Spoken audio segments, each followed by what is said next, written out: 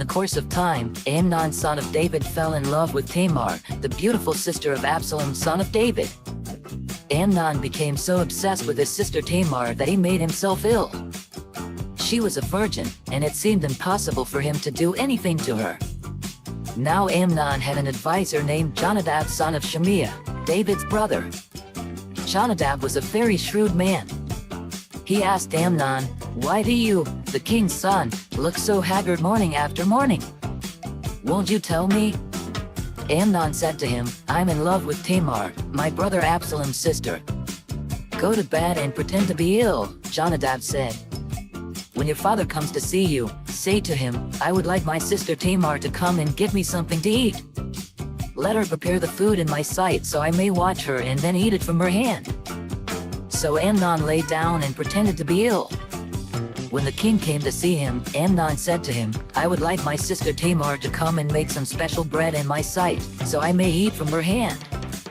David sent word to Tamar at the palace, "Go to the house of your brother Amnon and prepare some food for him." So Tamar went to the house of her brother Amnon, who was lying down. She took some dough, kneaded it, made the bread in his sight, and baked it. Then she took the pan and served him the bread, but he refused to eat. "Send everyone out of here," Amnon said. So everyone left him. Then Amnon said to Tamar, "Bring the food here into my bedroom so I may eat from your hand." And Tamar took the bread she had prepared and brought it to her brother Amnon in his bedroom. But when she took it to him to eat, he grabbed her and said, "Come to bed with me, my sister." "No, my brother," she said to him. "Don't force me. Such a thing should not be done in Israel. Don't do this wicked thing. What about me? Where could I get rid of my disgrace? And what about you? You would be like one of the wicked fools in Israel. Please speak to the king. He will not keep me from being married to you." But he refused to listen to her, and since he was stronger than she, he raped her. Then Amnon hated her with intense hatred. In fact, he hated her more than he had loved her. Amnon said to her, "Get up and get out." "No," she said to him.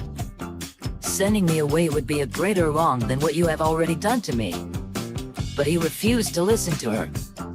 He called his personal servant and said, "Get this woman out of my sight and bolt the door after her." So his servant put her out and bolted the door after her. She was wearing an ornate robe, for this was the kind of garment the virgin daughters of the king wore. Tamar put ashes on her head and tore the ornate robe she was wearing. She put her hands on her head and went away, weeping aloud as she went. Her brother Absalom said to her, "Has that Amnon, your brother, been with you? Be quiet for now, my sister, he is your brother. Don't take this thing to heart." And Tamar lived in her brother Absalom's house, a desolate woman. When King David heard all this, he was furious. And Absalom never said a word to Amnon, either good or bad. He hated Amnon because he had disgraced his sister Tamar. 2 years later, when Absalom's sheep shearers were at Baal Hazor near the border of Ephraim, he invited all the king's sons to come there. Absalom went to the king and said, "Your servant is at shearers come. Will the king and his attendants please join me?" "No, my son," the king replied. "All of us should not go. We would only be a burden to you." Although Absalom urged him, he still refused to go but gave him his blessing.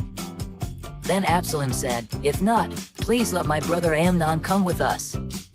The king asked him, "Why should he go with you?"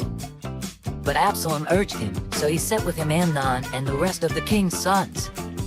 Absalom ordered his men, "Listen.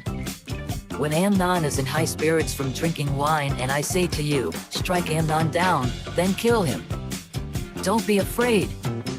Haven't I given you this order? Be strong and brave." So Absalom's men did to Amnon what Absalom had ordered. Then all the king's sons got up, mounted their mules and fled.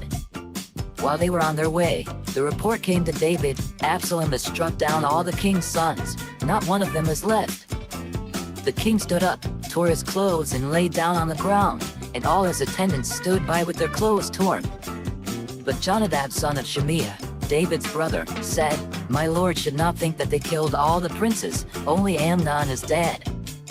This has been Absalom's express intention ever since the day Amnon raped his sister Tamar. My lord the king should not be concerned about the report that all the king's sons are dead. Only Amnon is dead. Meanwhile, Absalom had fled. Now the man standing watch looked up and saw many people on the road west of him, coming down the side of the hill. The watchman went and told the king, "I see men in the direction of Horonaim, on the side of the hill." Jonadab said to the king, "See, the king's sons have come. It has happened just as your servant said." As he finished speaking, the king's sons came in, wailing loudly. The king, too, and all his attendants wept very bitterly. Absalom fled and went to Talmai son of Ammihud, the king of Geshur. But King David mourned many days for his son. After Absalom fled and went to Geshur, he stayed there 3 years. And King David longed to go to Absalom, for he was consoled concerning Amnon's death.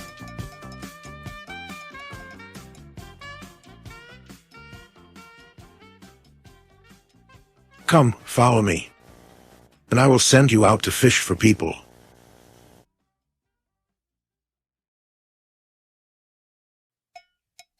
I hope and I pray that the Spirit of God, the Almighty, is with you, and that His Son and His Holy Spirit bless you and your family throughout eternity.